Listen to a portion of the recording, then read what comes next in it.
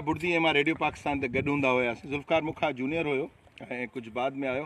उन ज़माने में प्रोग्राम कंदा हुआसीं मोतिन माला राति जो प्रोग्राम, ऐं उन खां पोइ थियो ईअं त मूंखे शिफ्ट थियणो पियो डे में, ऐं मां कंदुसि मारुनि लाइ प्रोग्राम।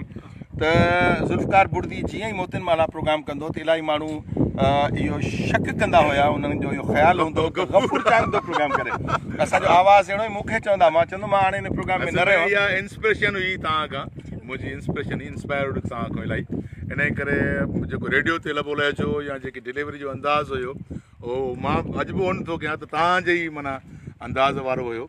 ऐं मूंखे ख़ुशी थींदी त माना हिकिड़ो शागिर्दु जंहिंखे माना फॉलो करणु घुरिजे उस्ताद खे, सही तरीक़े सां करे सघियो त माना जस्ट लाइक हुनजी हिकिड़ी जेको आहे सो उहा शइ कामयाबु। साईं सदाम चांग साहब, मुमताज़ मलिक साहब, मोहकुमुद्दीन गिलाल साहब, हसनैन बकर साहब, राजा खान राजभर साहब, नसीर मोहम्मद ऐं सोराब अली।